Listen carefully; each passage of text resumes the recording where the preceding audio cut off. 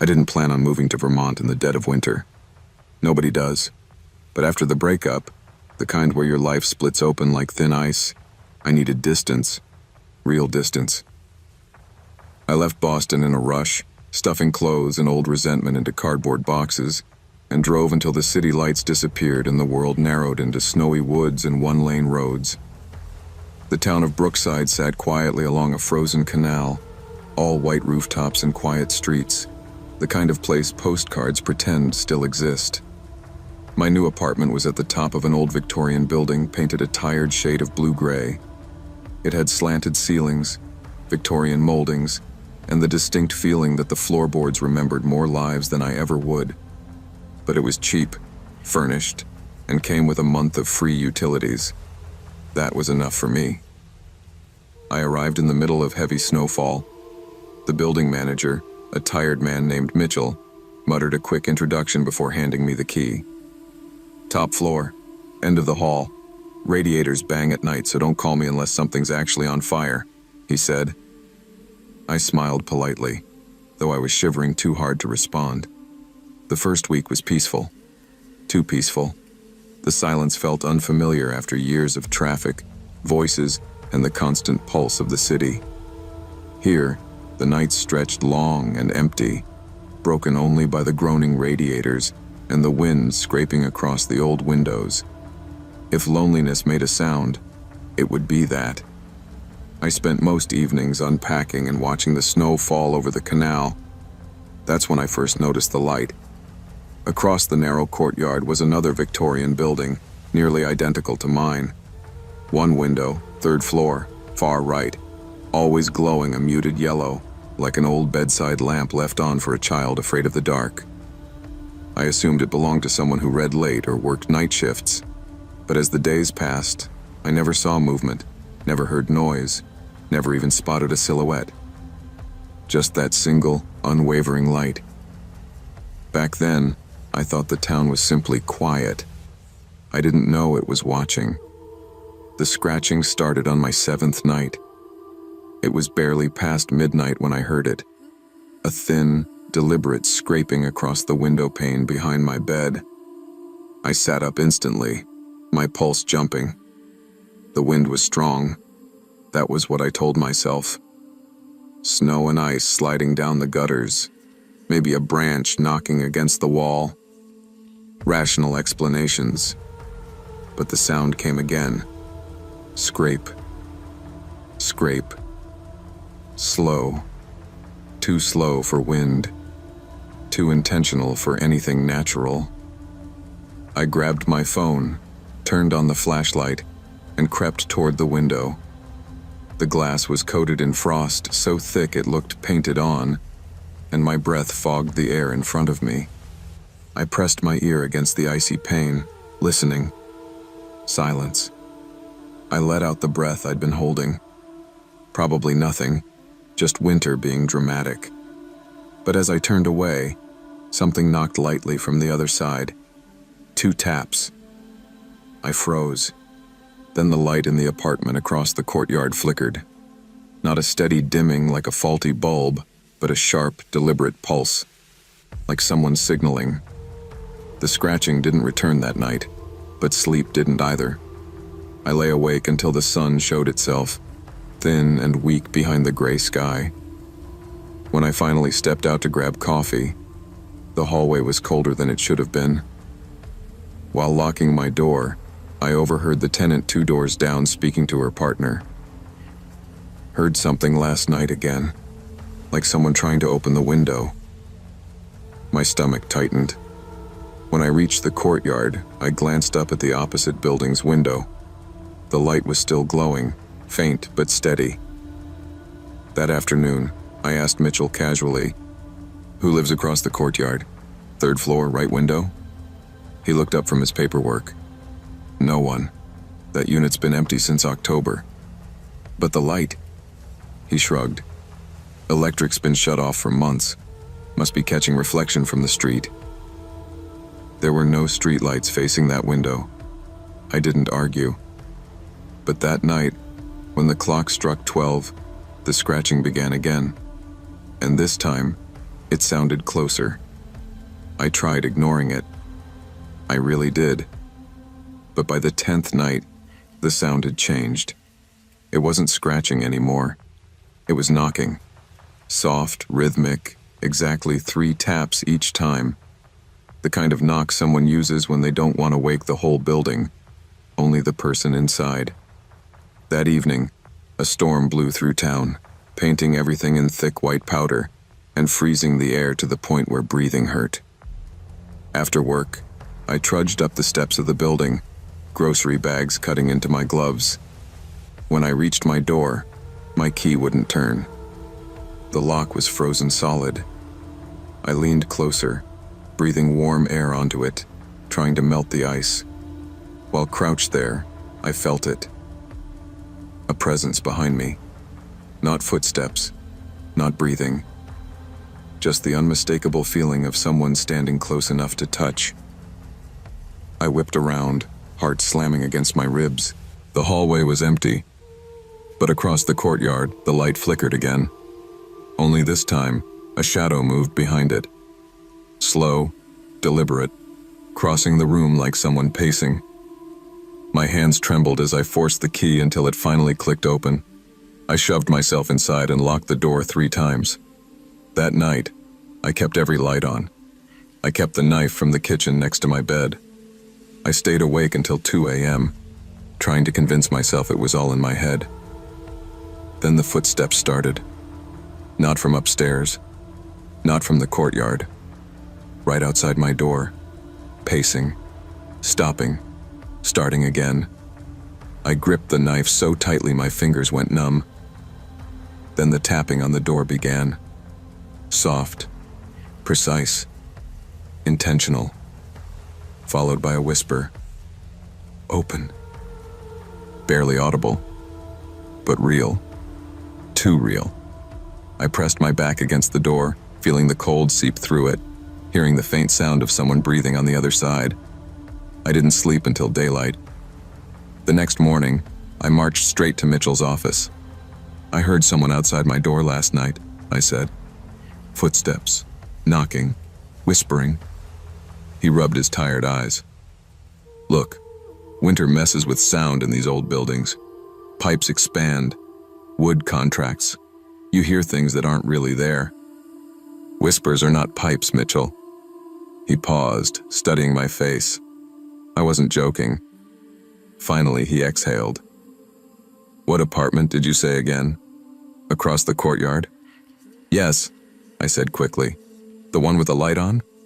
He shook his head. There's no electricity in that unit, I swear it. Then what's lighting the window? He didn't have an answer. That evening I talked to my neighbor, Carla, the one I overheard earlier. You hear stuff too? She asked. Almost every night. She lowered her voice. People talk about that courtyard unit. Last winter, someone swore they saw a figure inside. Cleaning staff refuses to go in after dark. Why? She hesitated. Because the temperature inside is always freezing, even with the heat on full blast. My stomach tightened. That night, the scratching at my window returned. Slow, patient, as if whoever, or whatever, was learning the rhythm of the sound that rattled me most. At 1:57 a.m., the light across the courtyard flickered violently, then went out completely for the first time. Relief washed over me, until a new light appeared. A pale glow from my own window. Something was reflecting light onto the frost. Something standing just out of sight. When the knocking on my door began again, faster this time, almost frantic, I didn't move. I didn't breathe. And when the whisper came, it wasn't a request. It was a command. Let me in. I didn't open the door. I pressed my entire weight against it until the knocking stopped. At sunrise, I packed a backpack, grabbed my documents, and walked out without looking back. I didn't bother calling Mitchell. I didn't bother turning in my keys. I spent the next few nights in a motel on the edge of town, its thin walls and buzzing heater more comforting than the silence of that Victorian building.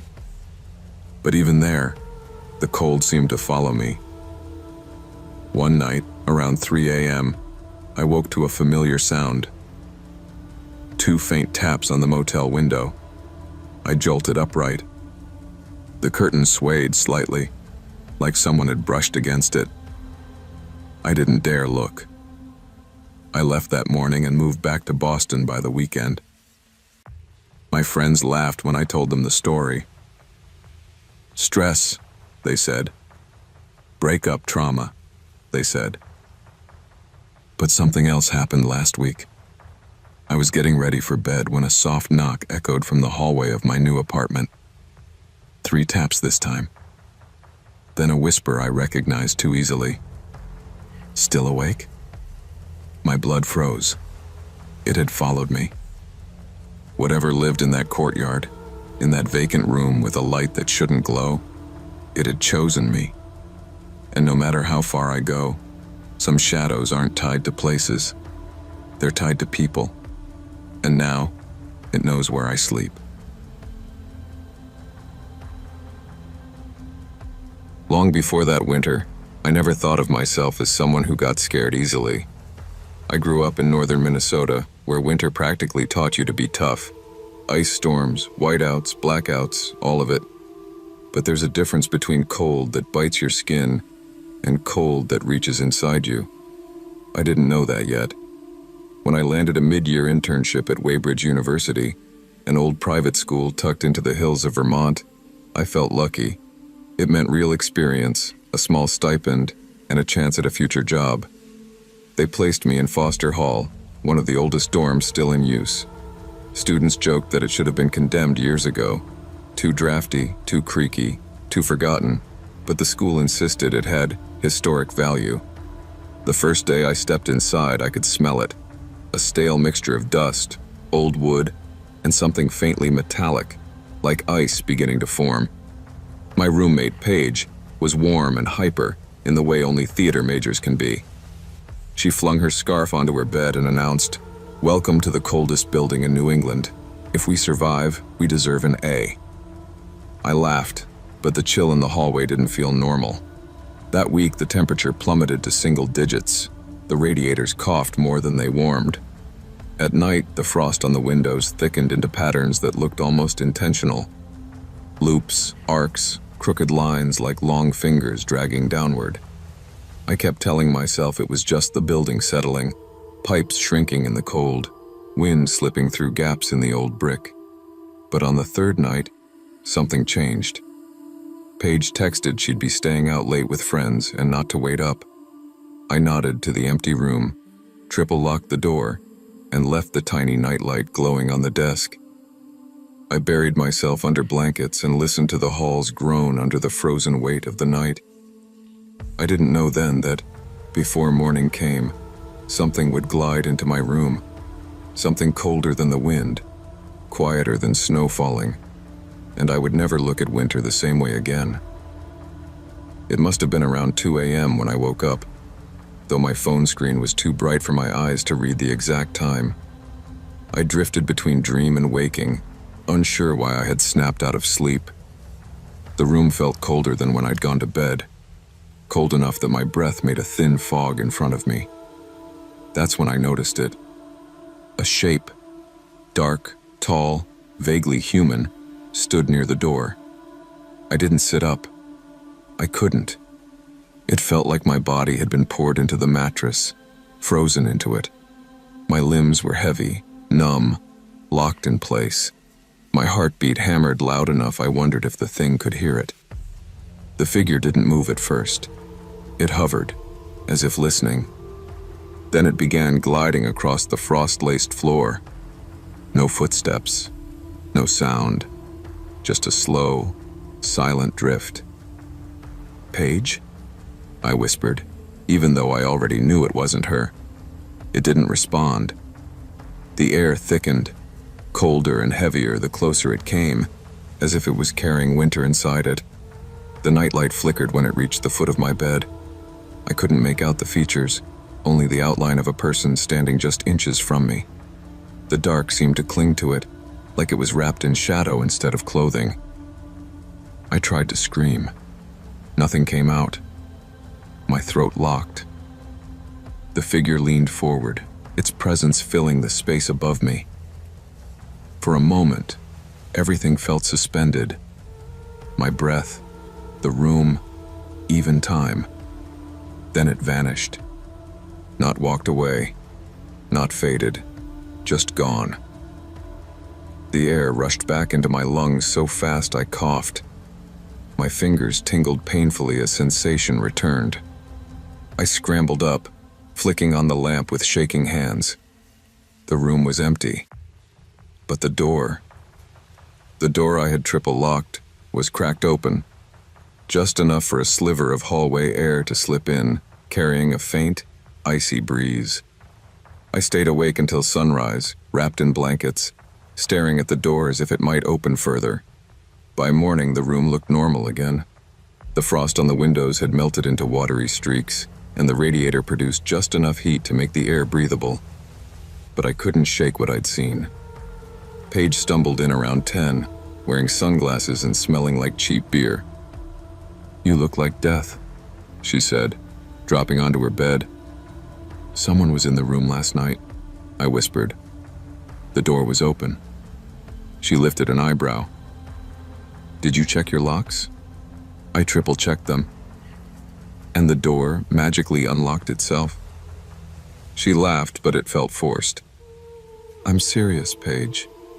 She sat up, her face softening. "Okay, tell me what happened."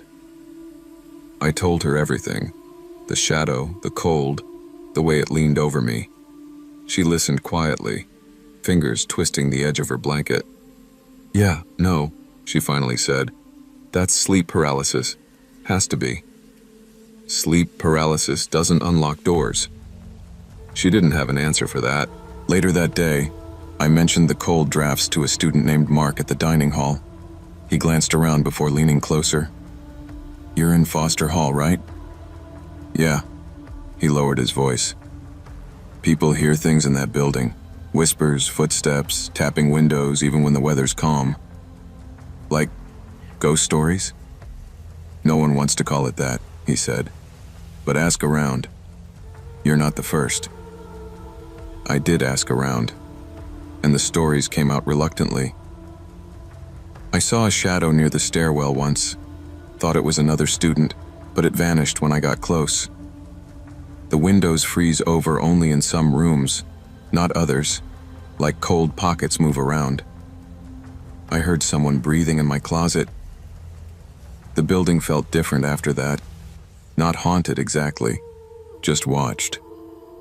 That night when the temperature dropped again, I stuffed a towel under the door, locked it, then locked it again, hands trembling.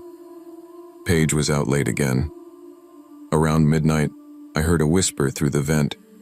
Not words, just the sound of someone exhaling icy air. I stayed awake until dawn. 2 nights later, the temperature dropped to 0. My phone buzzed with a campus alert. Heating system temporarily malfunctioning, extra blankets available in lobby. Great. Exactly what Foster Hall needed. More cold. Paige left after dinner, promising she'd be back before midnight. "You gonna be okay?" she asked, pulling on her boots.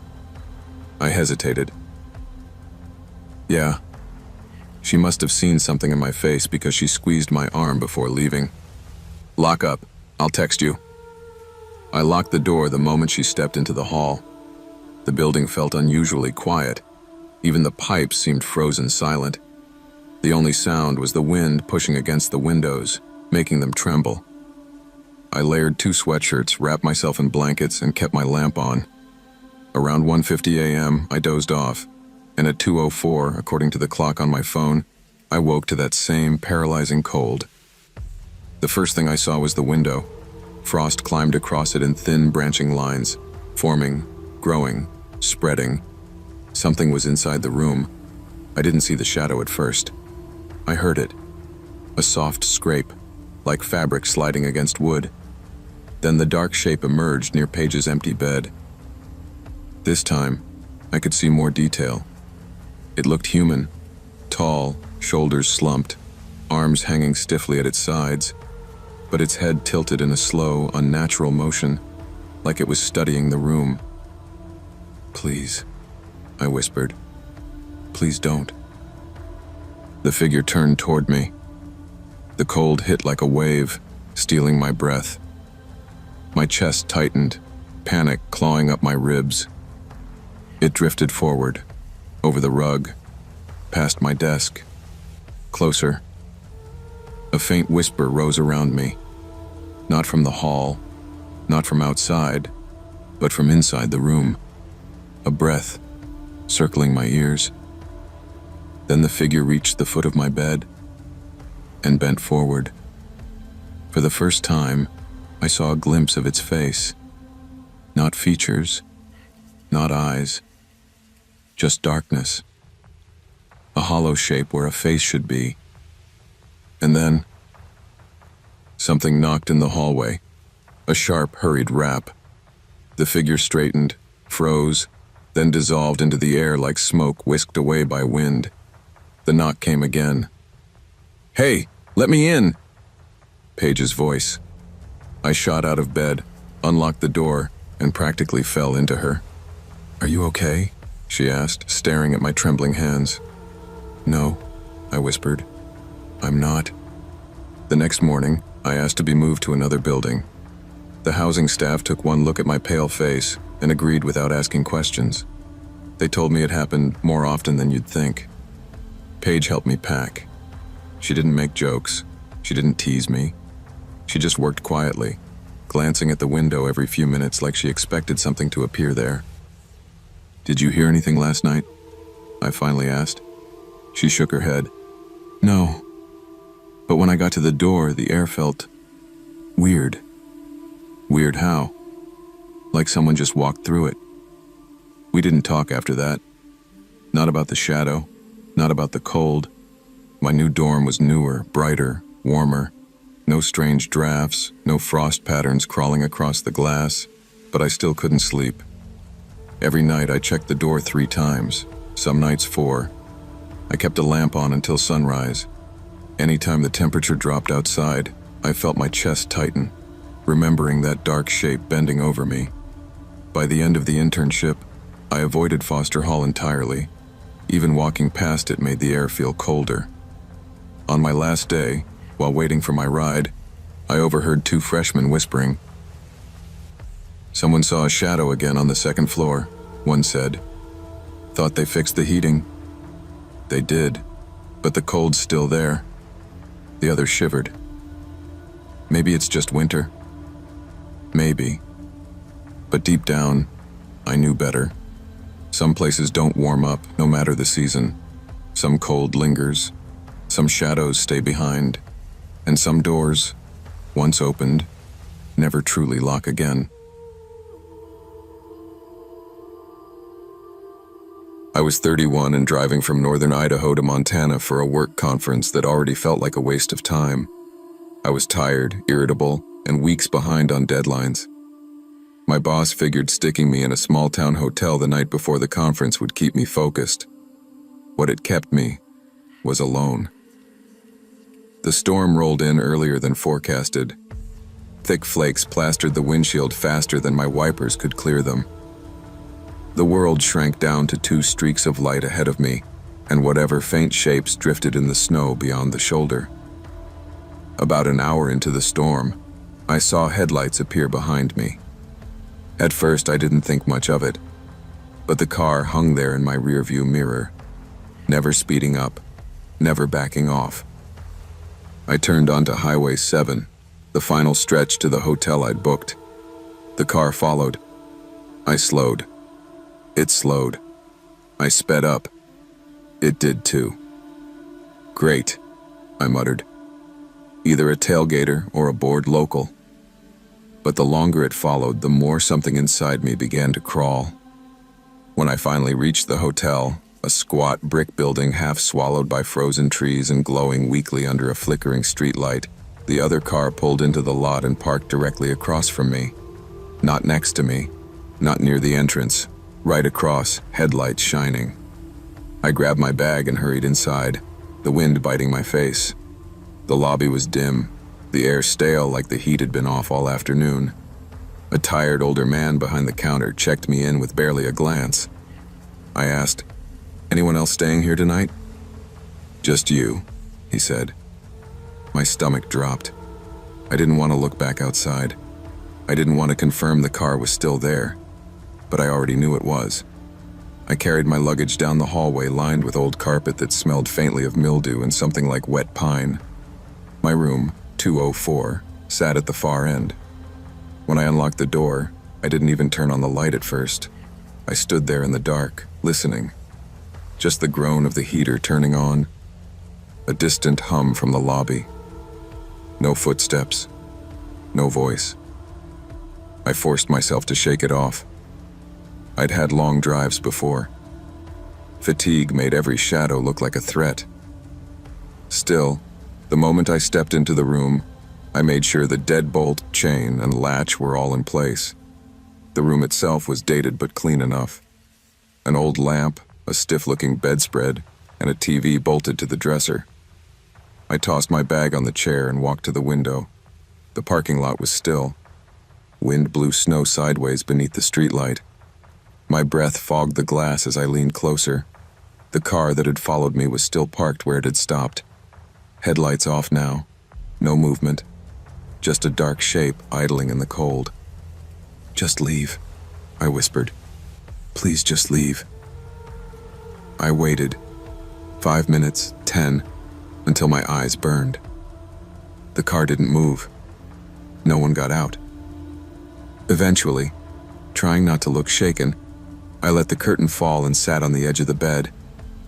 I tried distracting myself with TV, scrolling through my phone, telling myself I was being paranoid, but none of it worked.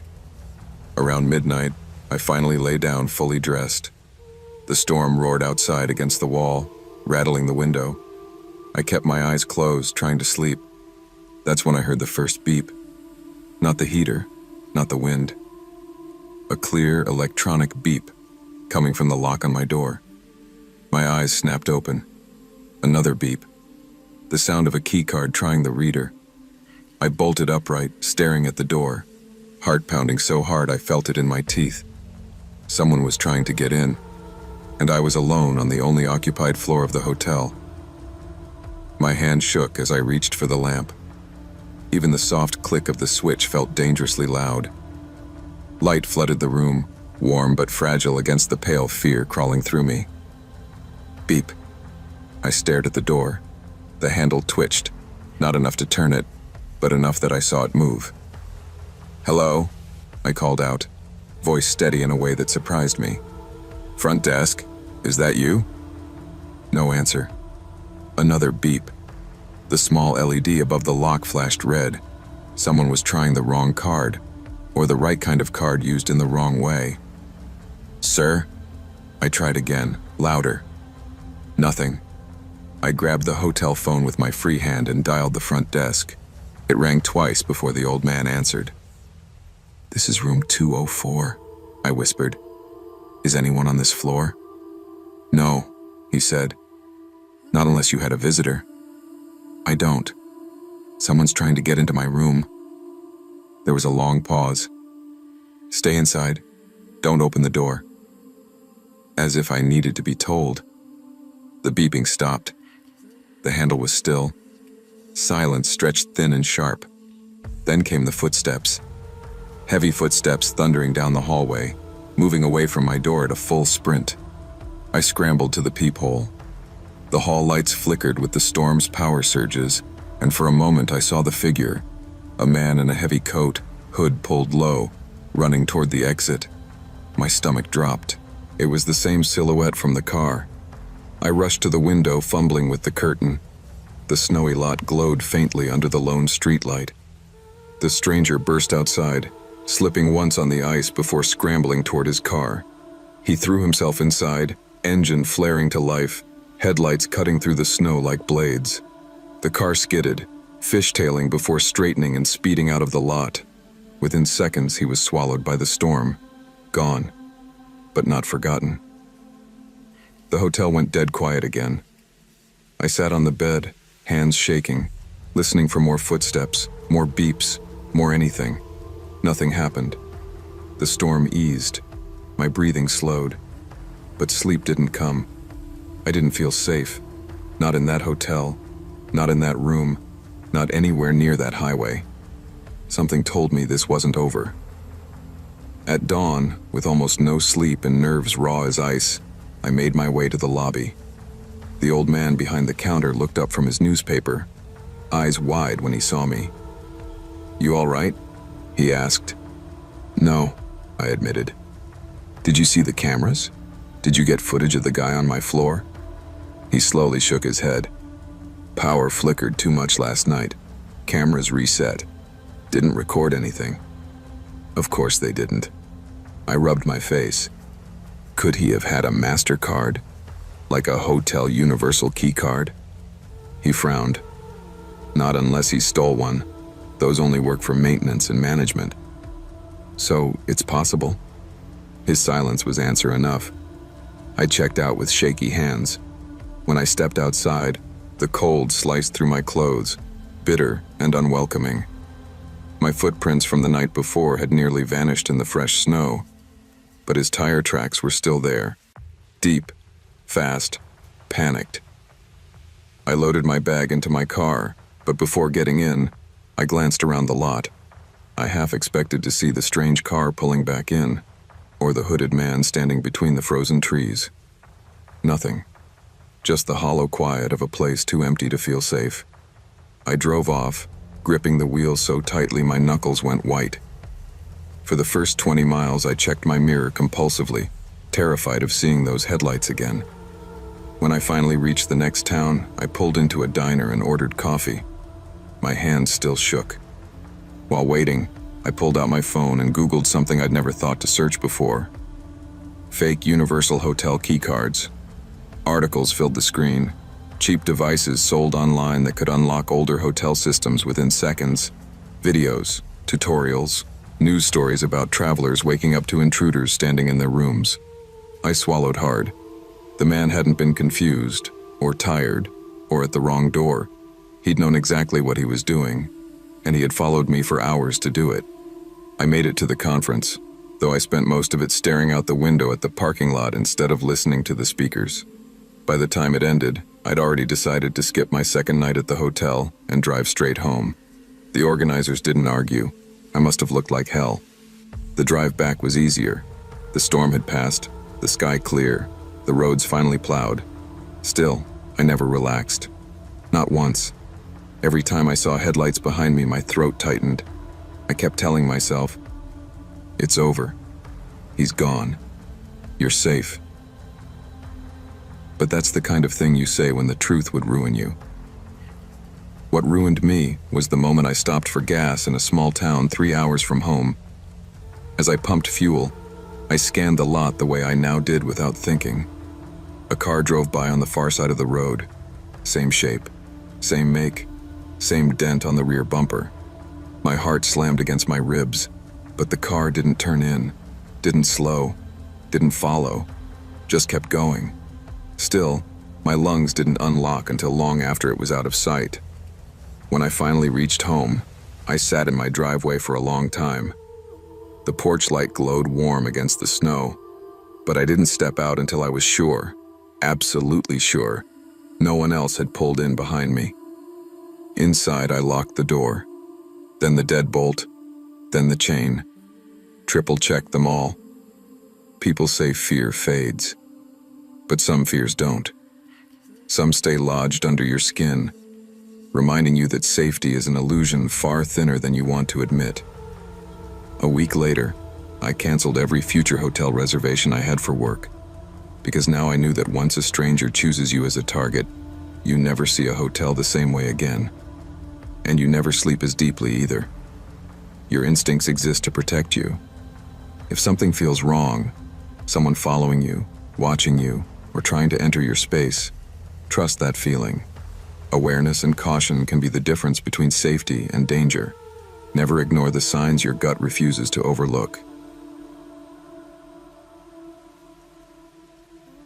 People always say winter camping is peaceful, quiet, clean, simple.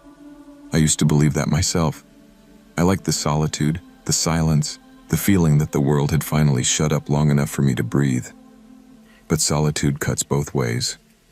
Quiet can comfort you, or it can turn on you. And the night this happened, it turned fast. I'd been going to Pineview Lake since I was a kid. My dad taught me to fish there, taught me how to judge ice thickness, how to follow the tree lines when the snow was too thick to see the trail. I knew that place better than my own backyard, or at least I thought I did. That March, the temperatures dipped lower than normal. The lake froze so solid you could drive across it, though I never liked taking chances. Still, I needed a break. A real one. Too many long weeks at work, too many nights staring at the ceiling feeling like life was grinding me down. So I took my truck and small camper out to my favorite spot on the North Shore. Thick pines surrounded the clearing and deadened the wind. The lake stretched out white and still, the moonlight bouncing off it like steel. After setting up, I took a walk along the shoreline. Snow crunched under my boots, the kind of sound that echoes when you're miles from anything. The wind bit my face, carried the smell of pine sap and frozen water. Everything looked familiar, until it didn't. That's when I saw it. A trailer, old, rusted, sagging, wedged crookedly between a cluster of snow-heavy trees. It hadn't been there in the fall. It was half hidden, tucked away like someone didn't want it found. My gut twisted. Nothing about it felt right. I stood there staring at it, breath fogging the air, feeling the woods pressing in on me. I told myself it was probably some ice fisher's abandoned rig. No need to jump to conclusions. But I kept looking, and the longer I looked, the more wrong it felt, like a secret shoved into the forest.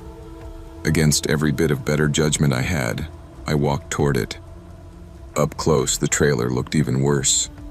The siding was buckled, blistered with rust. One window cracked like a spider web of frozen glass. It sat at an odd tilt, as if one side had sunk into the snow, or something heavy had shifted inside. "Hello?" I called, my voice sounding too loud in the stillness. No response. I knocked, gentle at first, then harder. The hollow thump vibrated through the frozen air. Still nothing. No stirring. No lights. No movement. I pressed my ear to the door. Nothing but the distant groan of wind pushing through branches. A smarter man would have walked away right then. But curiosity is a dangerous thing, especially when you're alone in a place you believe you know. I circled the trailer, crunching through snow piled nearly to my knees in drifts. Tracks, boot prints, led to the door, but none led away. "Okay, that's not great," I muttered. The prints were old, edges softened by snowfall, but still distinct enough to see their shape. Someone had come here intentionally, and for whatever reason, hadn't left. A cold shiver crawled up the back of my neck. I tried the door. Locked. Not frozen. Locked. A heavy thud sounded inside. Soft, but unmistakable. Like something shifting. I jerked back so fast I lost my footing, landing hard in the snow. My pulse hammered in my throat. I listened, barely breathing. But nothing else came from inside. No second thud. No footsteps. Just silence swallowing the woods again. "All right," I whispered to myself, brushing snow off my coat. That's enough weirdness for one night. I retreated toward my campsite, glancing over my shoulder every few steps. The trailer stood there quiet, half hidden under sagging pines, looking dead, yet somehow waiting. By the time I returned to my fire, the sun had dipped, the sky turning that bruised purple that comes before total darkness. I told myself I'd ignore the trailer, enjoy my night, eat my food, warm up by the flames. But even as I sat by the fire, coat thawing, fingers wrapped around a steaming mug, I couldn't shake the feeling that the forest around me had changed, like something else was awake in it now. And it knew I'd found its hiding place. Night in the woods is different from night anywhere else. It settles heavier, moves slower. Sound travels weirdly, bouncing between trees and coming back twisted. But even with all that, I know the difference between an animal and a person. And the steps I heard behind me were human. Slow, careful, deliberate. I froze with my cup halfway to my lips, staring into the flames. The crunching came from the dark tree line behind my camper, soft but steady. I didn't want to turn around, but I forced myself. Nothing, just shadows between the trunks, shifting in the firelight. "Anyone out there?" I called, trying to sound casual. The footsteps stopped. My skin crawled. A thin ribbon of cold wind slipped through the clearing and my fire hissed as sparks jumped. I grabbed my flashlight and pointed it toward the trees. That's when I saw it. A faint white glow weaving between the branches, like a flashlight or a lantern. "Hey!" I shouted. "You all right?" The light bobbed once, then cut out completely. Just darkness again. That's when real fear crept in. I backed toward the camper, keeping the flashlight trained on the trees. My breath came out in sharp white bursts. Okay. Just thinking," I whispered. "Probably a hiker, or some ice fisher checking traps. But hikers don't kill their light when they hear a voice, and trappers don't sneak." I threw more wood on the fire, the flames climbing higher, warming the space behind me. But the woods stayed dark, too dark. Then the steps returned, closer, softer. My nerves snapped. I spun around and yelled, "I know you're there! Just say something!" Nothing spoke, nothing moved. But I knew I wasn't alone. My flashlight caught something low to the ground. Prints, fresh tracks in the snow. Not mine, not boots. Wider, heavier. They came from the direction of the trailer. And now they circled my campsite. Every instinct in me screamed the same thing. "You need to leave, now." I grabbed the loose gear lying near the fire and shoved it all into the camper without bothering to organize anything. My hands shook, gloves slipping on metal buckles as I rushed. Behind me, a branch cracked. A single, sharp snap. That was enough. I slammed the camper door shut, threw myself into the truck and started the engine. I didn't look back, not even once. The trail out from Pineview Lake is narrow, winding between trees and ditches that fill with snow so deep you could disappear in one. I didn't care. I punched the gas harder than I should have, tires fishtailing on the icy ruts as the camper thumped behind me. The headlights carved through the swirling snow, but everything felt too close. The trees, the shadows, the dark.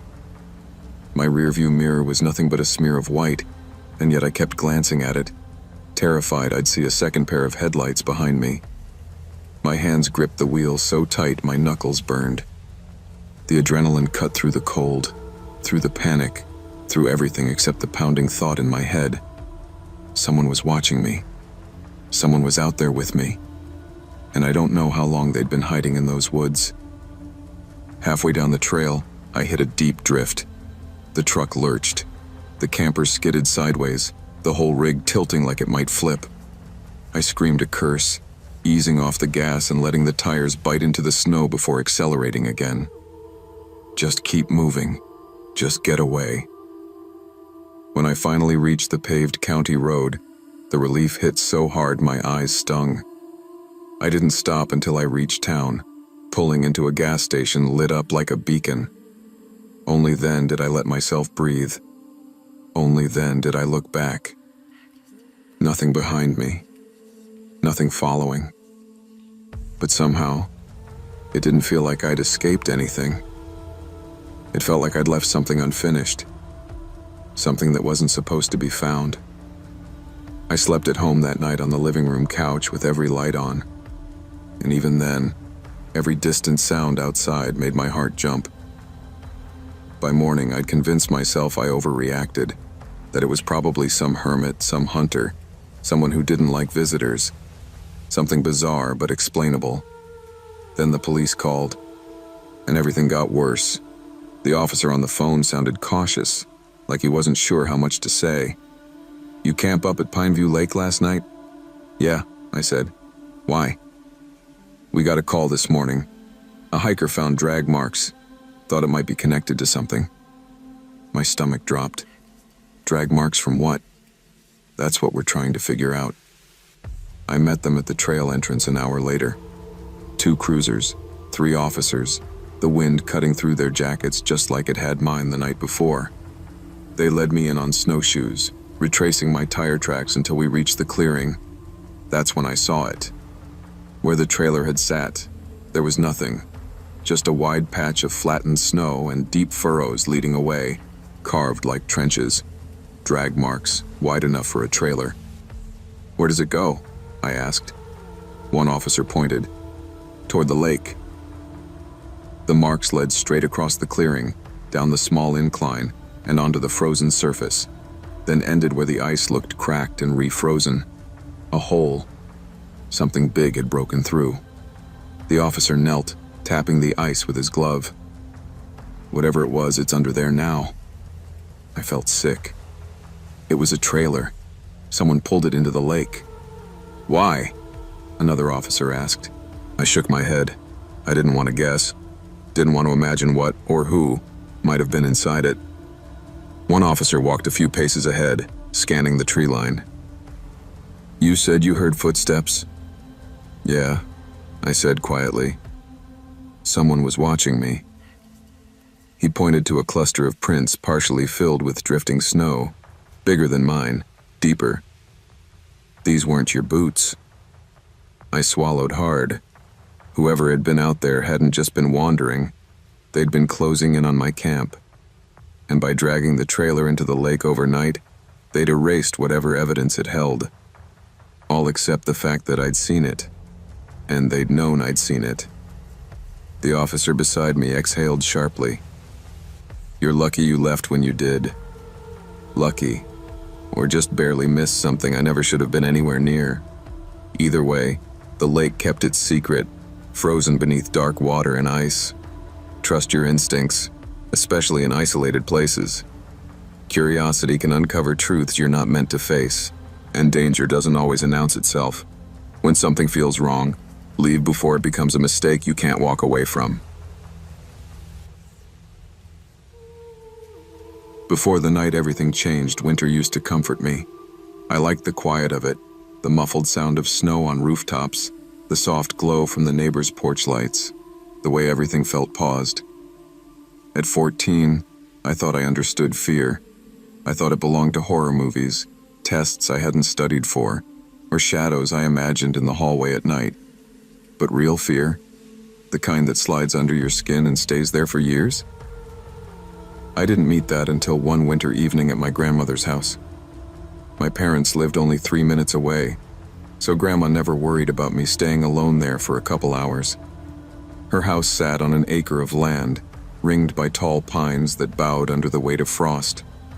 The place had always felt safe, old but warm, with quilts on every chair and a wood stove that breathed softly through the night. That evening, snow drifted lazily past the windows. I kept one lamp on in the living room, reading while the house creaked and settled around me. Nothing seemed unusual, until the doorbell rang. It wasn't a timid ring. It was sharp, urgent. It cut through the silence like a blade. I hesitated before standing. Nobody came this far out unless they meant to. The woods swallowed sound out here. Even cars seemed quieter. But curiosity pushed me toward the door. When I stepped onto the porch, a cold gust slapped my face. Snowflakes clung to my eyelashes. And then I saw him. A man, barefoot, wearing tattered clothes soaked through with melting frost, stood by the front gate. His skin looked pale, almost bluish. His eyes, blank, unfocused. reflected the weak porch light like two pieces of glass. He tilted his head. "Just checking the trees," he whispered, breath curling into the frozen air. My heartbeat slammed against my ribs. His voice sounded thin, brittle, wrong, like he didn't use it often, or like he wasn't sure how. Before I could respond, he reached for the gate latch with a trembling hand. Then slowly, too slowly, he turned and slipped back into the dark fringe of pine trees. I ran inside and locked the door, and for the first time in my life, winter didn't feel peaceful anymore. It felt like a warning. I didn't sleep well that night. Every crack of the house settling made me jerk awake, convinced he was standing outside the window, staring in. By morning, the snow had already covered most of the footprints he'd left near the gate. My parents brushed the incident off. Probably some lost traveler, they said. Someone confused, someone harmless. But I couldn't shake the image of his eyes. Empty, cold, searching for something I didn't want to know. The next afternoon, my friend Jenna came over to keep me company. We loved hanging out at Grandma's place, watching TV, eating junk food, whispering about school drama. By evening, we'd almost convinced ourselves my encounter was nothing but a weird misunderstanding. Then the footsteps began. Soft at first. Snow crunching somewhere behind the house. Slow, measured, deliberate. Jenna muted the TV. "Tell me that's a deer." I didn't answer. I already knew it wasn't. We leaned toward the window, peeking through a crack in the curtains. The yard was dim, lit only by the porch lamp and the faint spill of moonlight. The trees cast long shadows across the snow.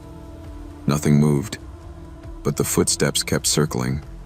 Around the house, pausing by the back door, then crunching toward the side windows.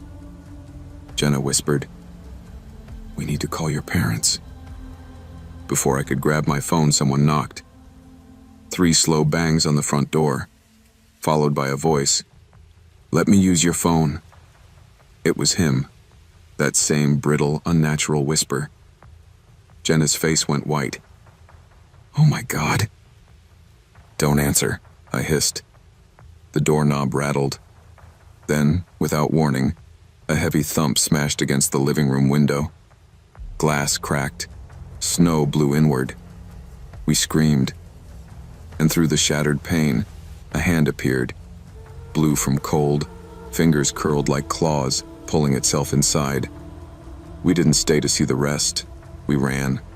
We tore up the staircase, slipping on the wooden steps in our panic. I slammed the bedroom door behind us and locked it, then shoved a dresser against it with trembling hands. Jenna dialed 911, voice shaking so badly the operator had to tell her twice to slow down. I think someone broke in," she stammered. "We're upstairs. Please hurry." I pressed my ear to the door. Below us, the house creaked with movement.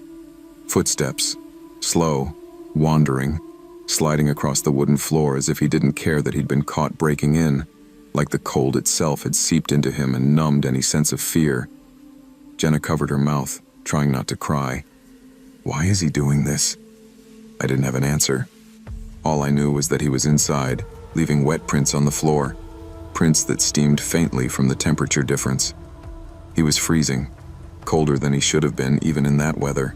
We heard him breathing. A shallow rasp dragged through the halls. Then, floorboards groaning under weight, he reached the bottom of the stairs. I held my breath. One step creaked, then another, then another. He was climbing, closer and closer.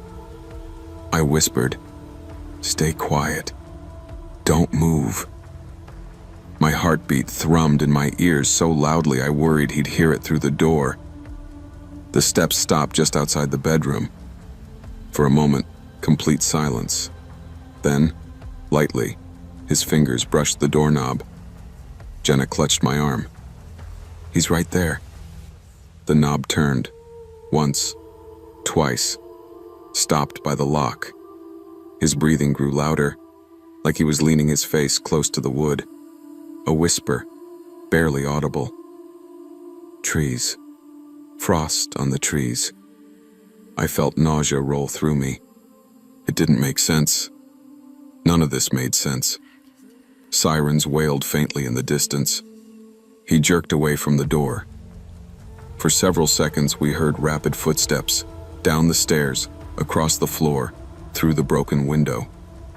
When police burst through the front door, we nearly collapsed with relief, but the nightmare wasn't over. He wasn't gone yet. The house filled with officers, their boots thudding through the hallway as they searched every room. One checked on us upstairs while another guided us carefully down the steps. The broken window let in a sharp draft, snow swirling against the furniture. "What did he look like?" one officer asked. I described him: the blank eyes, the tattered clothes, the whisper about checking the trees. The officer exchanged a look with his partner. A search team combed the yard, calling out commands as their flashlights cut through the night. Jenna and I huddled by the doorway, wrapped in blankets a paramedic handed us. Minutes later, a shout came from near the gate. "Got him!" 2 officers escorted the man through the snow. His hair hung wet around his face, his bare feet bright red from the cold. He didn't struggle. He didn't shout. He just stared ahead, swaying slightly with each step. When he passed us, he looked directly at me, and he smiled. Slow. Wrong. Like his face wasn't used to the motion. Softly, just loud enough for me to hear, he whispered, "The frost keeps the trees quiet." I recoiled. Jenna grabbed my sleeve. An officer pulled us aside. "You girls did the right thing. Listen, he's an escapee from the mental hospital 10 miles from here. Left the facility 2 days ago. They've been searching nonstop." My lungs tightened. "He wasn't dangerous until tonight," the officer continued. "He's been wandering the woods, delusional, fixated on the trees for some reason." I shuddered. "He came yesterday, too." The officer lifted his brow. "Barefoot?" I nodded. "Then you're lucky he didn't try anything then." They loaded him into the back of a patrol car. Even through the snow-blurred windows, I watched him. He didn't look afraid or angry. He looked focused, like the night still whispered secrets to him. As the car pulled away, he turned his head, staring at the house until the darkness swallowed the lights completely. Even after the officers left, the chill didn't fade. The house felt wrong, hollow, like the woods remembered him. And part of me was terrified he remembered the house too. The days that followed blurred together. I barely slept. Every creak made me flinch. Every gust of wind brushing the windows felt like fingers tapping on the glass. I kept replaying that moment. The whisper, the look in his eyes, the way he reached for the doorknob as if he already knew we were hiding upstairs. My parents tried to reassure me. "He's gone. He's locked away now. You're safe." But safety didn't feel real anymore. Not after seeing how easily a stranger slipped through a window, how quickly a quiet winter night could turn into something out of a nightmare. Jenna wasn't much better. She jumped at sudden noises in school. She avoided walking home alone. We barely talked about it because talking made it real again. The strange part? It wasn't the break-in that haunted me most. It was that first night. The way he stood barefoot in the snow, skin nearly blue, whispering about checking the trees. The way he moved, silent, slow, as if the cold didn't bother him at all. Police said he'd been off his medication, that he'd gotten lost, that he'd been hallucinating. And maybe that was true. Maybe he was just a broken man who wandered into the wrong yard. But even now, years later, when winter comes and frost clings to the trees outside my window, I still feel that same cold fear rise inside me. The kind you don't outgrow. The kind that sticks with you long after you've locked the doors. Every winter night after that, I double-check every window latch, every deadbolt, every curtain. Not because I believe he'll come back, but because I know now how thin the line between safety and danger really is. And how quickly someone can step across it. I used to love winter. Now I respect it. Because winter remembers, and so do I. Safety is never something to take for granted. Always trust your instincts, secure your home, and stay aware, because danger can appear in the quietest moments, from the quietest places, when you least expect it.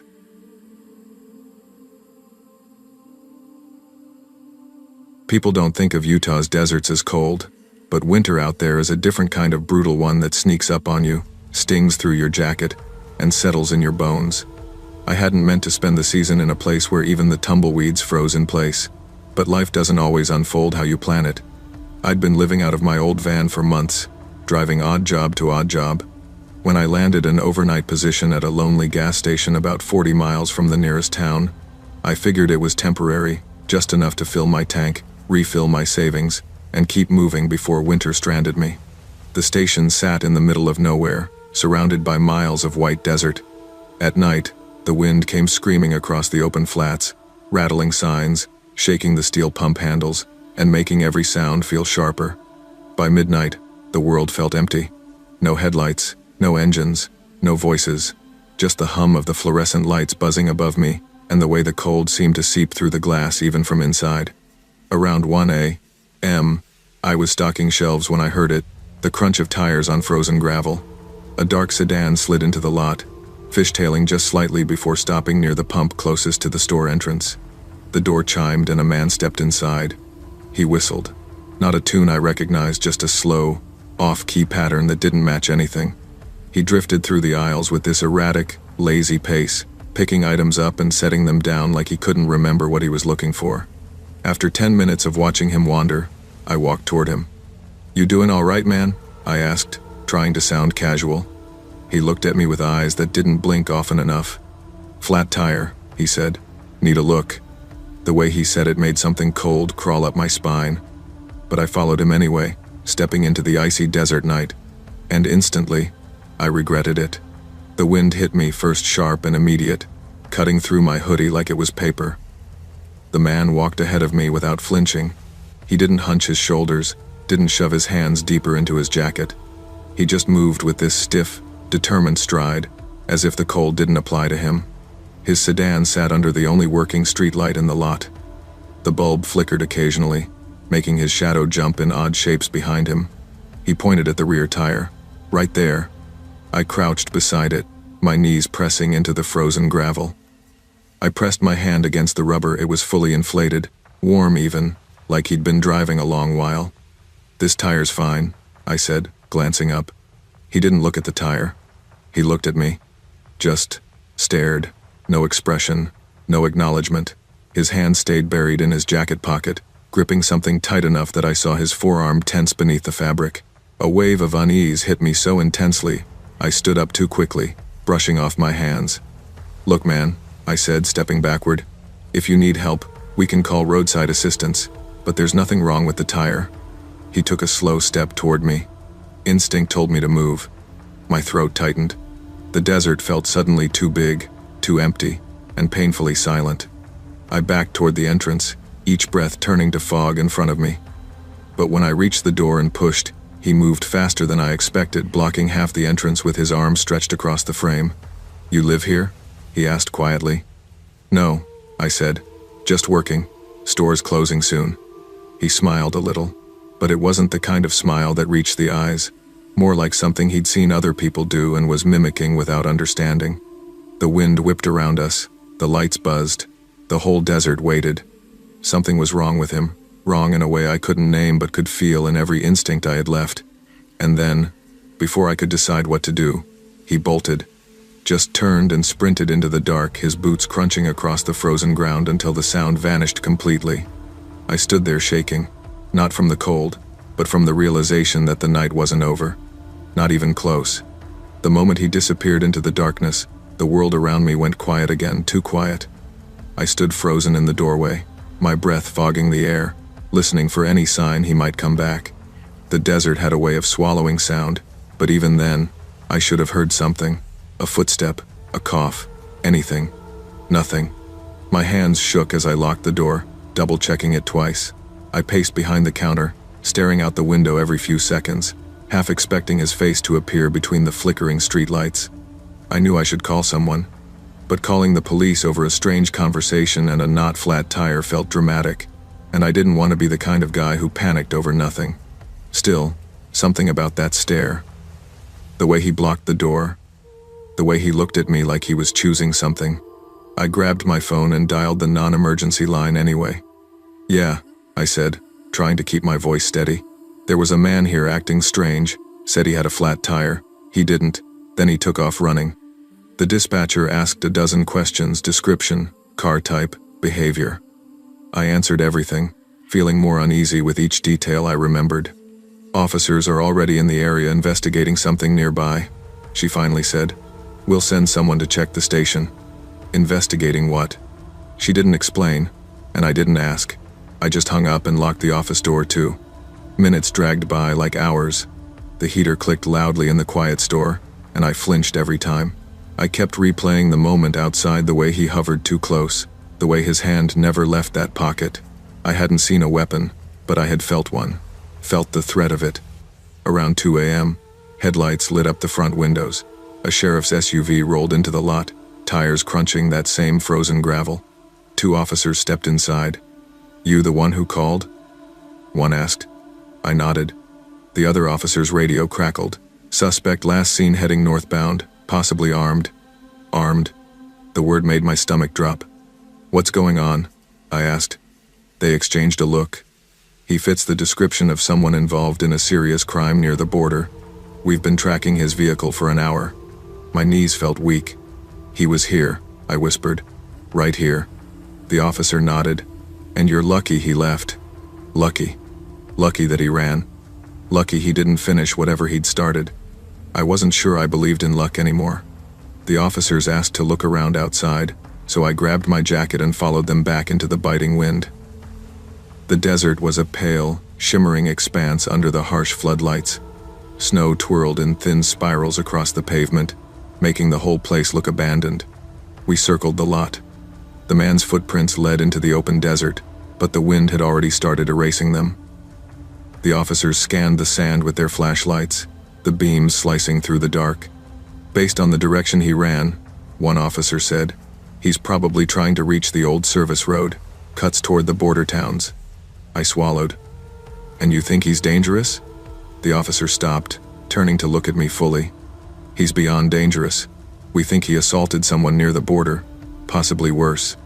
A chill that had nothing to do with the cold crept up my spine. I imagined him standing inches from me, blocking the door, hand in his jacket. I imagined how easily that moment could have gone a different way. "What would he want with me?" I whispered. "Opportunity," the officer said bluntly. "People like him don't need reasons." A heavy silence fell between us. The gas station hummed in the background, lonely and exposed in the wide desert. "We'll stay nearby a while," the officer said. "He might double back. They tend to do that." I didn't ask who times they times meant. I didn't want to know. The officers eventually left to continue the search, but they promised to return if anything turned up. I watched their SUV disappear down the highway until the taillights faded completely. Then the quiet came back. The cold came back. The isolation came back. I stood outside a moment longer, staring at the vast darkness stretching out in all directions. Nothing moved. No cars passed. The desert didn't breathe. And somewhere out there, a man who nearly cornered me was running through the snow. I went back inside, locked the door again, and sat behind the counter with every light on. I didn't sleep. I didn't blink much either. By sunrise, the officers returned with an update. They'd found the man's car abandoned 20 miles away, half buried in drifting snow. He'd continued on foot. They eventually caught him near an abandoned radio tower, shivering but still trying to run. One of the officers walked into the station, stamping snow off his boots. "He won't be bothering you again," he said. But he didn't say it with much relief, more like exhausted resignation, as if he'd seen too many close calls in these empty deserts. "Did he admit anything?" I asked quietly. The officer hesitated. "He won't talk. But based on what we found, you're lucky, real lucky." That word again. Lucky. But it didn't feel like luck. It felt like I'd been inches from something violent and irreversible, something that would have left my van abandoned in the parking lot. My name on a report. my story unfinished. For days afterward, every time the door chimed, my pulse spiked. Every time headlights swept across the window, my hands tensed. I slept with a knife in my van and kept the heater running even when I couldn't afford it, just so the silence never returned.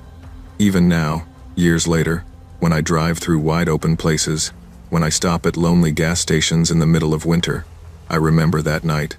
I remember his stare. I remember how the cold desert made everything sharper, clearer how exposed I was out there. And I remember the sickening realization that not every threat announces itself loudly. Some just whistle quietly in the aisles. Some smile without meaning it. Some run when their moment passes, leaving you with a lifetime of wondering what might have happened if you hesitated a second longer. Winter never stopped feeling cold after that. But it started feeling honest. Because out there in the desert night, I learned the truth. Danger has footsteps, but sometimes it walks right beside you before you ever hear them. Trust your instincts, especially when they whisper instead of scream. Danger does not always arrive loudly. Sometimes it comes quietly, through a smile, a question, or a request that feels wrong. Your intuition is often the first and strongest warning you'll ever get. I always believed the woods were the last honest place left. I'd grown up wandering through forests where snow softened the world and trees groaned quietly in the wind. When life felt crowded, loud, or messy, I retreated into the wilderness like it was a second home. Even in winter, the woods made more sense to me than people ever did. That late winter hike was supposed to be a reset button, one final trip before spring thawed the trails and the crowds came back. I chose a narrow, secluded path deep in the national forest, one so overgrown and ignored that most hikers didn't bother with it. That was exactly why I picked it. I didn't want company. I didn't want conversation. I wanted the kind of quiet that pressed against your ears and made you remember you were small in the best way possible. The trail was cloaked in snow that crunched beneath my boots. Every step felt crisp and deliberate. Frost clung to the branches like white lace, and the cold wind slipped through the trees in long, sighing breaths. I'd been hiking for hours when I saw it, a structure tucked between two leaning pines. An old cabin. A cabin I had never seen before. I stopped where the trail bent sharply and peered through the underbrush. The building sagged under its own weight. Its roof dipped inward. Shingles scattered across the snow. The doorway was nothing but a gaping black hole, the door long gone, leaving the interior exposed. I should have kept walking, but curiosity has a way of making you careless. The snow around the cabin looked disturbed, as if someone had been pacing or dragging something across the yard. Still, I stepped closer, drawn in by the strange stillness around it. The cabin looked like it hadn't been touched in decades. That's why the noise startled me so badly. A loud thump, sharp, violent, echoed from behind me. I spun around, and that's when I saw him. A man standing in the shadows, pale-faced, blank-eyed, unmoving, and every instinct I had told me I should have never come here alone. The man looked like he had stepped out of some forgotten era, ragged clothing, boots torn open at the seams, cheeks hollow, hair wild and matted. Snow clung to his sleeves like he'd been standing there for a long time. He didn't blink. He didn't speak. He didn't move. Just stared. My throat tightened as the icy wind cut between us. I managed a shaky whisper. Sorry. Sorry, I didn't know anyone was here. Still nothing. No reaction. His expression held that unsettling emptiness I've only seen in people who've lived too long with something dark gnawing at them. I lifted my hand slightly, trying to show I meant no harm. I'm just passing through. Didn't mean to disturb anything. His head tilted just a fraction, enough to make the hair on the back of my neck rise. I stepped backward, boot crunching loudly in the snow. He didn't follow, but the stillness around him felt like a trap waiting to be sprung. He blended into the cabin's shadow too easily, as if he'd come from it.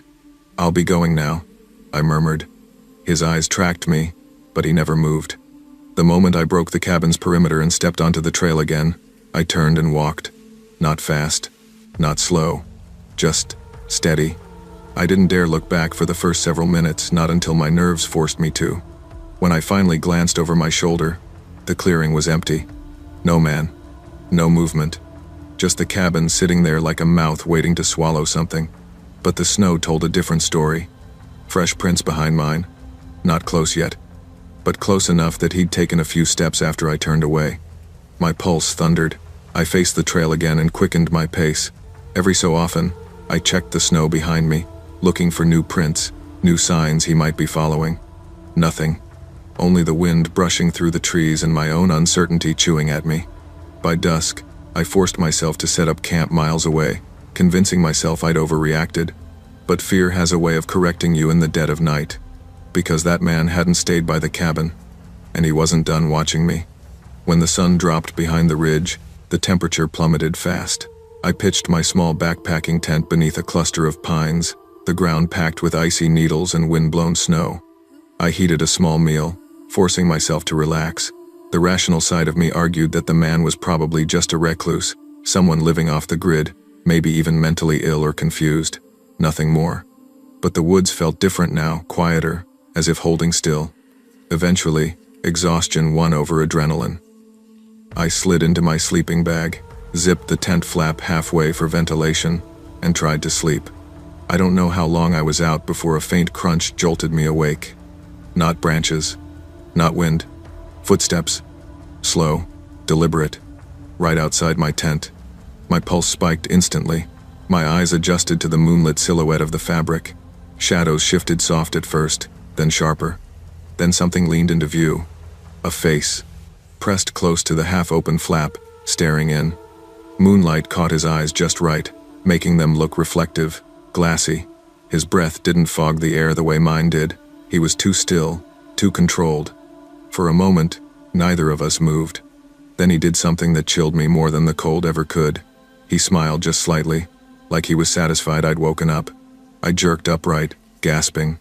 The moment I made noise, he stepped back, melting into the shadows between the trees with this unnatural quiet. I fumbled for my flashlight, hand shaking so badly I dropped it twice. When I finally got it on and shined it outside, the beam revealed only empty forest. A few footprints circled the tent in chaotic loops, then disappeared into the dark. He'd been walking around me as I slept, circling, watching. I didn't pack up. I didn't waste a second. I tore down camp as fast as I ever have in my life, shoving everything into my pack in a frantic mess. The trees closed around me as I began the long trek back. Every sound felt like a footfall. Every shadow looked like a man. And the trail suddenly felt too narrow, too isolated, for anything good to happen next. The trail was barely visible in the moonlight, but I didn't dare wait until morning. My boots skidded on icy roots as I pushed through the narrow path I had been so proud to choose earlier. Now it felt like a trap, two walls of trees closing around me, funneling me forward with nowhere to hide if he reappeared. My breath plumed in front of me in frantic bursts. Every few yards, I glanced back, expecting to see a figure emerging from the dark, but the forest stayed stubbornly empty. Still, I wasn't convinced he was gone. The strange thing was how the snow betrayed me. My prints were clear, deep, easy to follow. His, on the other hand, blurred into the terrain, soft marks in the powder that looked lighter, quicker, harder to track, like he knew how to move through the woods without being caught. The wind roared through the pines, sending showers of frost cascading onto the trail. Somewhere behind me, a branch snapped. I froze. "Hello?" I whispered, voice trembling. Silence. I backed up until my shoulder hit a tree. "Listen, I don't want any trouble," I called out. "I'm leaving. I'm gone." No response, just the long, low groan of old branches swaying. Maybe he was never there. Maybe my mind had created a monster out of loneliness and night. But then I saw it half hidden behind a log. A fresh footprint, bigger than mine, pointing toward me. I didn't think. I ran. Branches slashed at my jacket. Snow flew beneath my boots. My lungs burned with cold air as I tore through the trail like I'd never run before. Finally, after what felt like hours, the thick trees thinned out. The trail widened, the outlines of the parking area barely visible through the dark. My car sat there like salvation. I stumbled the last 50 yards, slid across icy gravel, and dove into the driver's seat. When I locked the door and looked back toward the trail, the forest edge seemed to shift, like something had just stepped out of view. I didn't wait to find out. I floored the gas and didn't look back. I drove until my fingers stopped shaking and the heater finally thawed the ice out of my bones. By the time I reached the nearest ranger station, the sun was rising behind the mountains. I stumbled inside, exhausted and wide-eyed, explaining everything: the cabin, the man, the face at my tent flap. 2 rangers took notes, exchanged looks, and finally said what I dreaded hearing: "You're not the first person to report someone out there." That sentence hit me harder than the cold ever had. They'd never found a name, never located an official residence, but hikers occasionally came back frightened, claiming to see a man living deep off-trail, usually near abandoned structures. "He doesn't talk to us," a ranger admitted. "Every time we try to approach, he vanishes. Some think he's a transient. Others, well, we don't know." They asked if I wanted to make an official report. I did, but even as I wrote it down, the memory felt unreal, like something from a nightmare I hadn't fully woken from. Before I left, the ranger gave me one last piece of advice. "Some parts of these woods aren't meant for solo travel. Not anymore." I believed him. I still love the forest, but I've never returned to that trail. The memory of that pale face, pressed close to my tent flap, still surfaces whenever wind rattles my windows at night. Sometimes I dream of that cabin, doorless, rotting, filled with shadows, and sometimes I wonder what would have happened if I hadn't woken up when I did. If he had stepped inside, if he had been waiting for something more. When people ask why I stopped solo winter camping, I tell them the truth. Because not everything in the woods is a story. Some things are warnings, and some warnings look you right in the eyes. No matter how confident you are in your skills or how peaceful a place once felt, always trust your instincts. Safety isn't just about preparation, it's about recognizing when a situation turns wrong and acting before it's too late. I used to think long drives were a kind of therapy. Something about the hum of the tires and the open road had always calmed me, especially when life felt unstable. But that winter, the winter I moved cross-country to start over, cured me of that belief for good. The storm had rolled in faster than the weather reports predicted. 1 hour the sky was a soft gray, and the next it was a full whiteout. Flakes whipping across the windshield like 1,000 desperate hands trying to pull me off the road. I'd been driving for nearly 14 hours, fueled by cheap gas station coffee and the pressure of everything I was running from. A broken job, an empty apartment, a feeling that I'd stayed too long in a life that didn't belong to me. Somewhere between exhaustion and panic, I spotted a small green sign half buried in snow. Pine Rest Motel, 1 mile. It felt less like a suggestion and more like a lifeline. The motel sat tucked into the woods, half swallowed by pines, its roof sagging under layers of untouched snow. Only one window glowed dimly, flickering like a dying candle. The parking lot was mostly empty, save for a single plow truck coated in ice. Everything else was silent, too silent. Inside the front office, a bored-looking clerk barely glanced up long enough to slide me a key. "Room 7, he muttered. "Just don't break anything.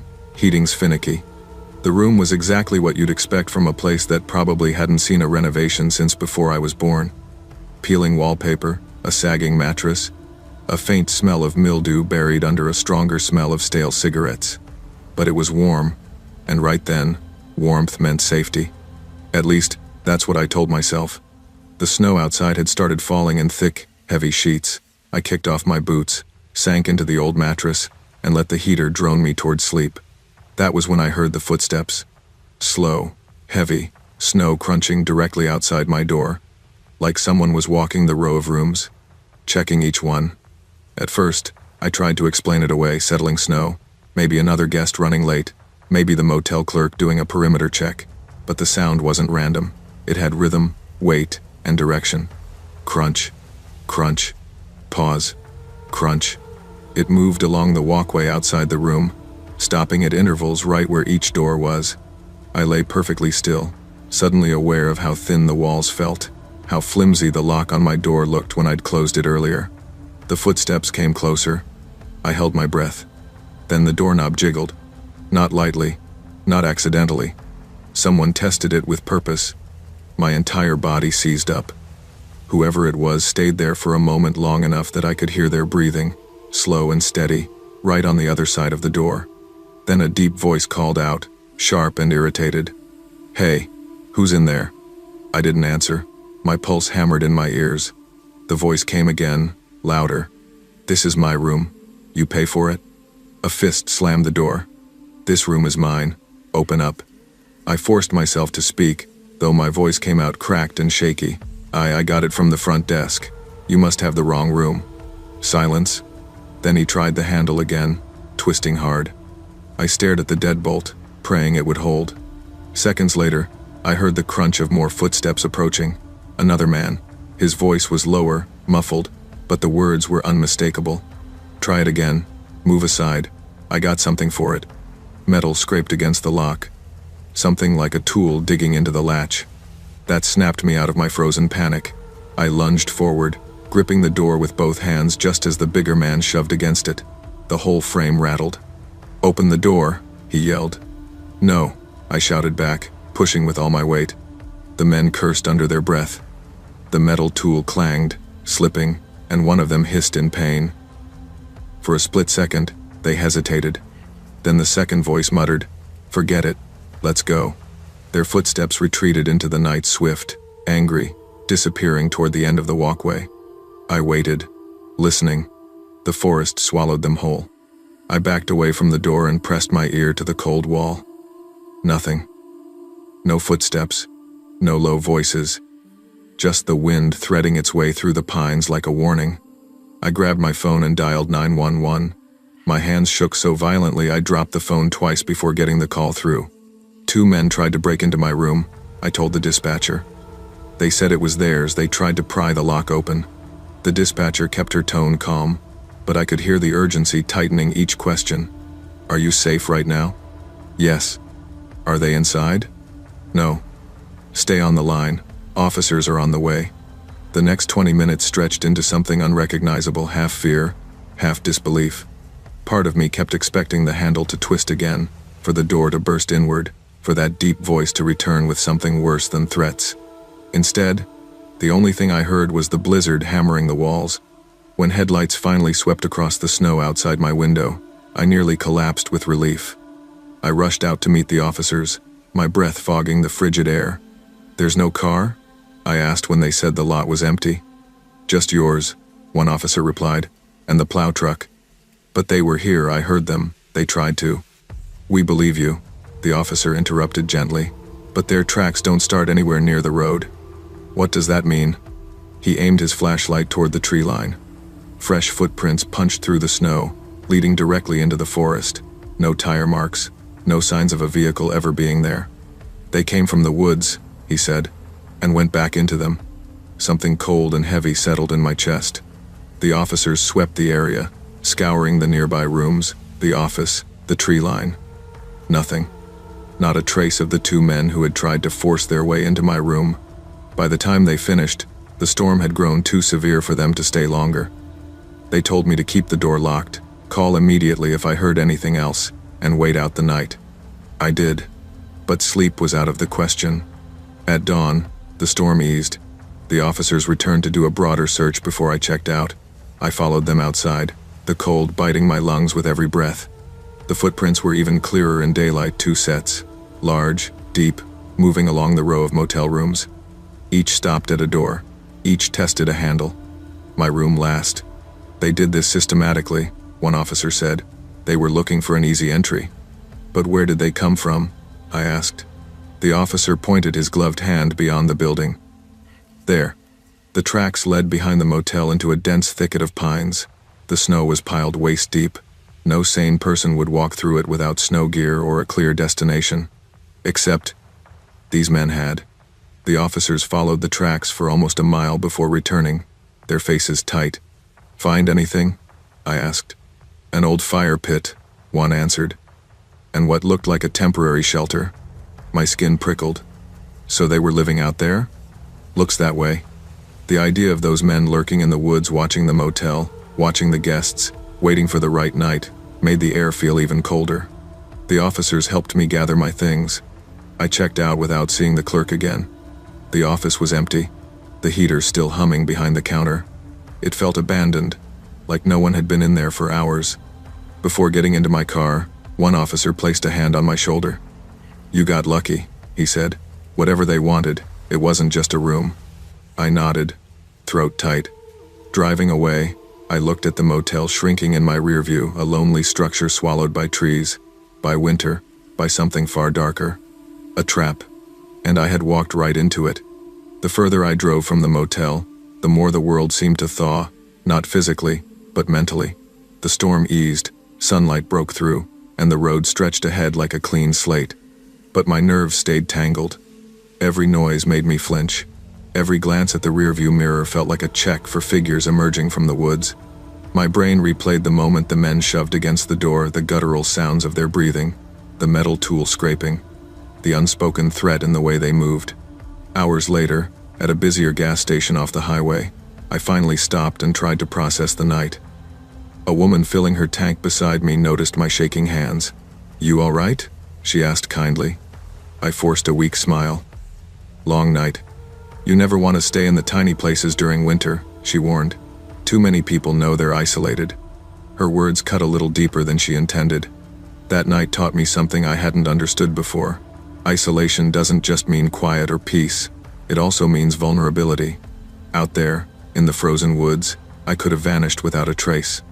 No cameras, no witnesses, no chance. And those men, they weren't passing through.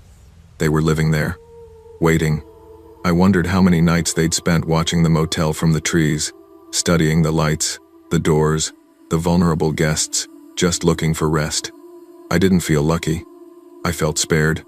By the time I reached my new city 2 days later, I was still shaken, but I was alive and determined never to let exhaustion cloud my instincts again. Because the world isn't divided into safe and unsafe places. It's divided into moments, and one moment of awareness can save your life. Trust your instincts, especially when you're tired, isolated, or unsure. Desperation makes people take risks, but awareness keeps you alive. Safety is rarely about strength. It's about recognizing danger before it reaches your door.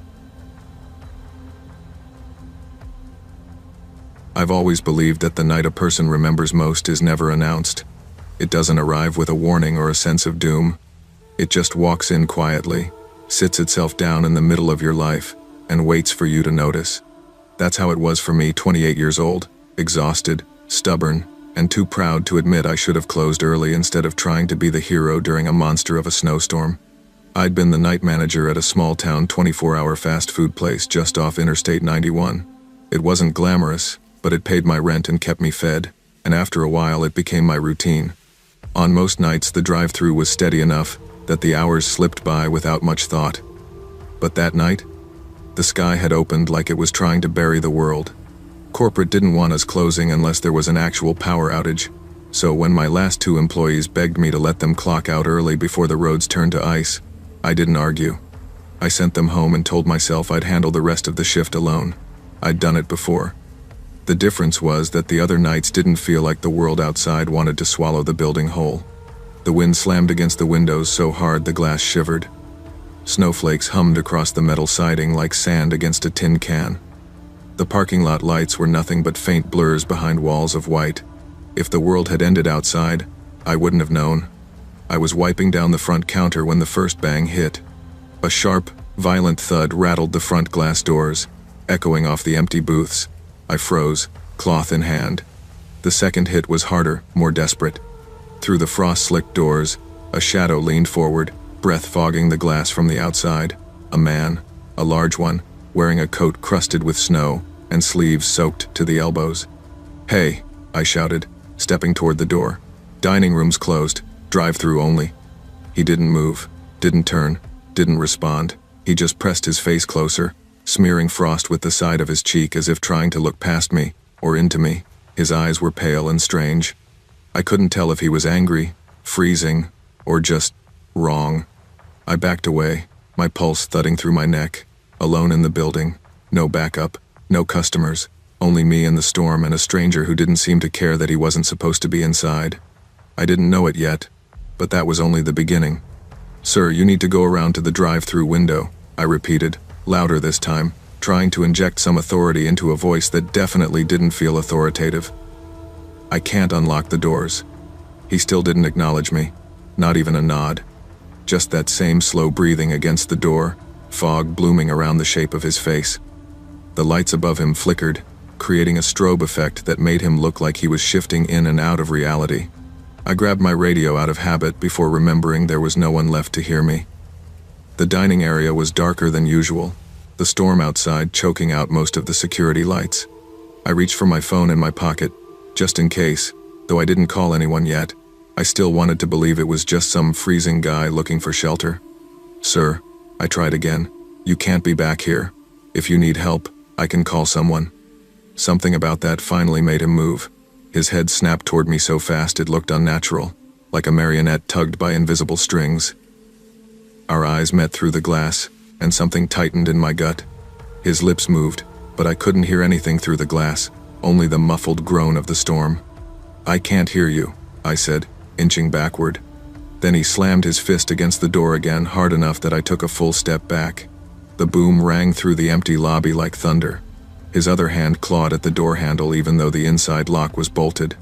He rattled it over and over, shoulders jerking like he expected the metal to bend.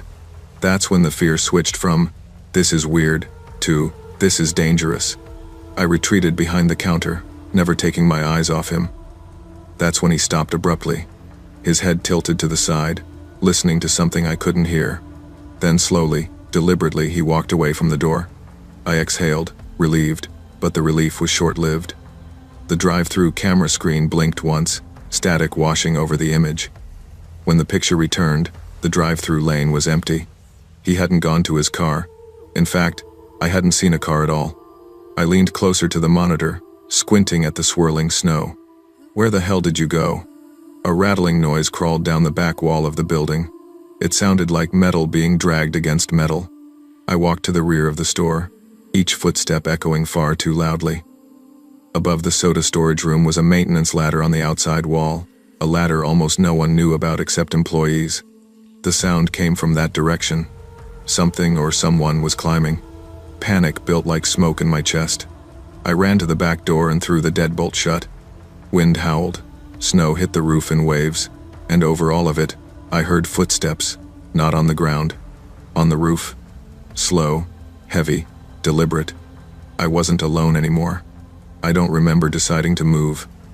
I just remember my legs carrying me toward the kitchen like instinct took over. The rooftop maintenance hatch sat above the walk-in freezer, a metal rectangle we only touched when an HVAC tech came once a year. The inside latch was old, but secure, at least it had always been secure. The footsteps overhead shifted direction, crunching through inches of fresh snow. Weight pressed down on the ceiling tiles. My breath fogged in front of me, even though the store was heated. My hands shook as I grabbed the broom handle, holding it like a baseball bat. The hatch let out a soft metallic clink. My blood turned ice cold. The latch was being tested, nudged, pressed. The kind of pressure someone uses when they're checking if something is locked, or if someone is on the other side. "Don't open," I whispered to myself. "Don't you dare open." The metal creaked. A thin line of cold air pressed through the crack as the hatch lifted no more than half an inch. Just enough. Enough for me to see the eye. A single pale eye staring straight down at me through the gap, wide, unblinking. Frost clung to the eyelashes, melting slowly as warm air kissed the edges. I stumbled back, knocking over a stack of paper cup sleeves. They scattered across the floor like oversized confetti. The eye didn't blink, didn't flinch. It looked at me the way you look at a thing, not a person. Then the hatch pushed up slightly more. I screamed, the broom clattering to the tiles. I didn't think I grabbed my phone and ran for the back exit. My fingers fumbled with the deadbolt, slipping on the cold metal, before finally ripping the door open. A violent blast of wind shoved against me, snowflakes pelting my face so hard they stung. Behind me, something shifted on the roof, fast. I sprinted across the loading zone toward the employee parking lot. Snow swallowed my ankles as I fought my way through it. The storm felt alive, biting at my cheeks, pushing against my chest, dragging at my clothes. I kept expecting to see the man jump off the roof, or crawl down the side of the building, or appear in front of me through the blizzard. I dove into my car, slammed the door shut, and locked it 3 times. My hands shook so badly I dropped my keys between the seats. When I finally jammed the key into the ignition, the engine coughed twice before roaring to life. Hot, terrified breath fogged the windshield. I called 911 with numb fingers. "My name is," I stammered. "There's someone on the roof. Someone was trying to get inside. I don't know where he is. Please, please send someone." "Stay in your vehicle," the dispatcher said calmly. "Officers are on the way." But staying put felt like waiting to be hunted, and I wasn't entirely sure I had escaped him. Red and blue lights broke through the storm 15 minutes later, two cruisers fighting their way through the unplowed lot. I honked to get their attention, desperate, terrified, and half convinced the man was still somewhere nearby. Two officers approached my car, flashlights slicing through the snow. I rolled my window down only an inch, just enough to hear. "You the caller?" one of them asked. "Yes," I breathed, unsure if I should cry or pass out. "Stay in the vehicle. We'll take a look." I watched them cross the lot, their outlines blurring in the wind. One headed toward the main doors, another circled the back toward the loading zone. The lights from their flashlights jittered across the windows of the restaurant. 5 minutes passed, then 10. Finally, one officer returned to my car and motioned for me to step out. The wind hit me like a slap. I wrapped my arms around myself. "You said someone was on the roof," he prompted. "Yes," I said, voice shaky. "You can see the disturbed snow." He was walking around up there, it sounded like heavy steps, and he opened the maintenance hatch. I saw, my throat locked up. I saw his eye. The officer didn't mock me, didn't look skeptical, but something about his expression tightened, the way a person reacts when they hear something unsettling that doesn't make sense. "We didn't find anyone inside," he said. "No forced entry. All doors are secured." "What about the roof?" "That's the part that's strange." I felt all the blood drain from my face. "What do you mean?" He gestured for me to follow. We trudged toward the back of the building. Snow battered us from every direction. When we reached the loading dock, he pointed upward with his flashlight. The beam illuminated the roof edge and the ladder. Snow was brushed off half of the rungs, like someone had climbed up recently. Footprints dotted the roofline, deep, uneven impressions in the snow. But they didn't form a coherent trail. They looked scattered, erratic, almost like the man had paced back and forth. "What about the other side?" I asked, shivering. "We checked," he said. "But here's the problem." He turned the light downward. Under the ladder, the snow was untouched. No footprints. No marks. No path to or from the ladder. It made no sense. None. "How could he get up there without leaving prints?" I whispered. The officer's jaw tightened. "We don't know, but we'll keep checking." "Did you find any footprints around the front doors?" "Only a few, and they stopped before reaching the lot. After that, nothing." I hugged myself tighter. I wanted answers. I wanted this to make sense. But the storm swallowed all evidence, the way it swallowed sound. "So what do I do now?" I asked quietly. "Go home," the officer said gently. "We'll file a report. We'll monitor the area. But it looks like whoever it was left the scene." His words should have comforted me. But the only thing I could think about was the eye in the hatch, and what it wanted. I didn't sleep when I got home. I sat on my couch, wrapped in 2 blankets, lights on, TV muted, staring at the wall as snow continued to fall outside. Every bang from the building frame settling made my heart skip. Every gust of wind made me flinch. My mind replayed the moment the hatch cracked open, the pale eye, the breath fogging the glass door, the heavy steps above me. By morning, the storm had calmed. The world outside glowed white under pale winter sun, quiet and deceptively peaceful. My phone buzzed a call from corporate. I braced myself. "You left the store unattended?" "There was a man trying to break in," I said tiredly. "I called the police. They told me to leave." Corporate sighed like I had inconvenienced them. "Well, next time you need to." "I'm not coming in today," I cut in. "I'm not opening that building alone." A pause, then it clipped. "Fine." After hanging up, I made coffee, though I doubted caffeine could fix the bone-deep exhaustion. A soft knock came at my door.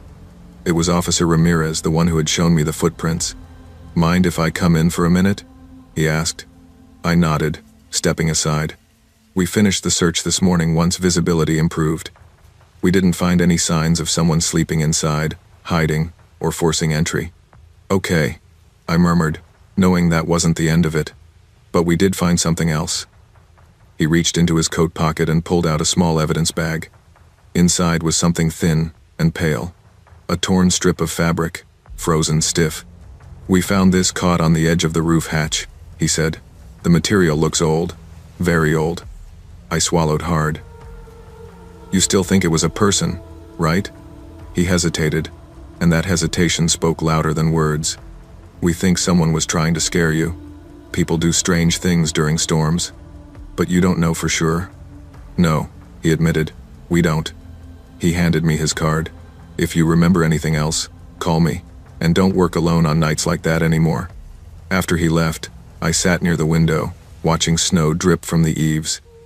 I tried to tell myself it was over, that the man, whoever he was long gone. But part of me knew better, because sometimes people don't break in to steal, or hurt, or even get warm. Sometimes they break in just to see the fear in your eyes, and sometimes they don't break in at all. They just watch.